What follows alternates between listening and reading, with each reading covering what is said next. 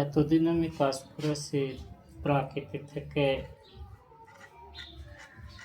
নিজস্ব কিছু নেইনি।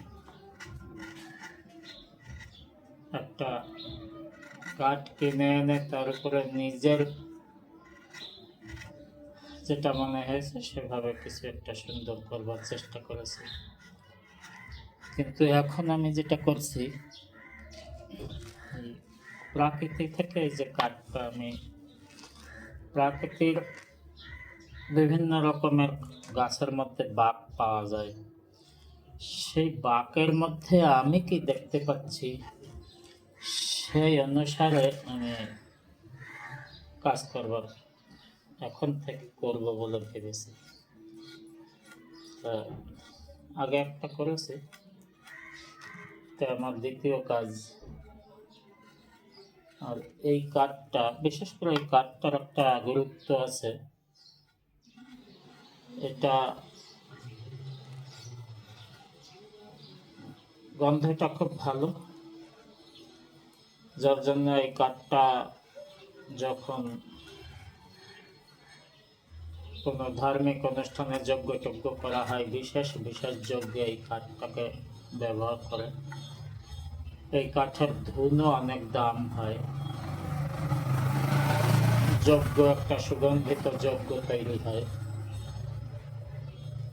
এবং আরও একটা বিষয় আছে যেটা আমি শুনেছি, এই কাঠটা যার বাড়িতে থাকে তার বাড়িতে কখনো সাপ আসে না। কতটা সত্য জানি না, শোনা কথা। তবে মনে হয় কাঠের যা গন্ধ, তাতে না আসাটাই স্বাভাবিক। খুব সুন্দর গন্ধটা। এই কাঠটা শুনেছি একসময় ইংরেজরা মালাগিরি পর্বতে চাষ করত। ইংরেজ যখন ভারত ছেড়ে চলে যায়, তখন সমস্ত গাছ কেটে নিয়ে যায়।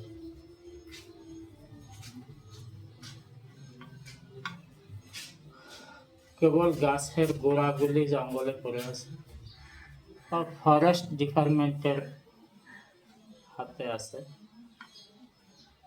ওখানকার যারা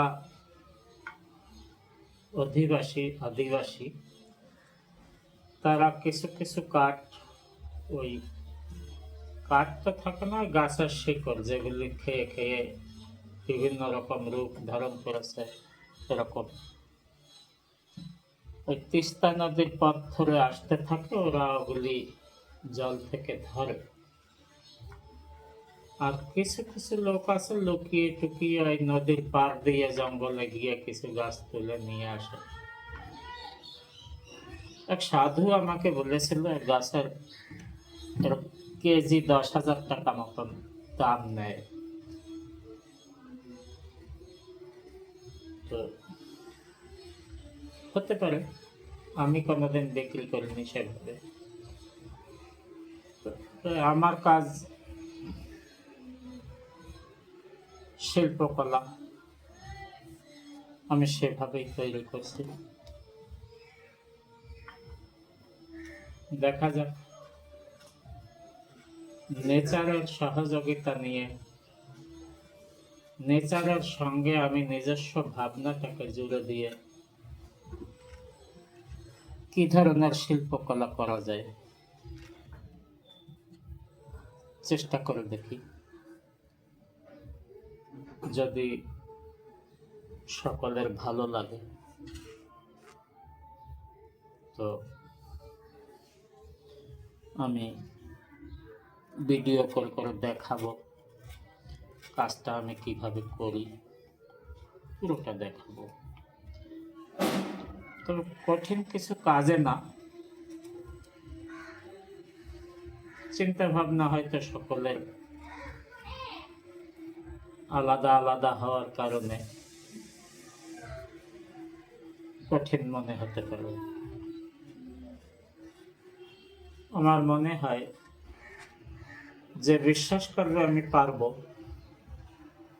সে অবশ্যই করতে পারবে। Thank you.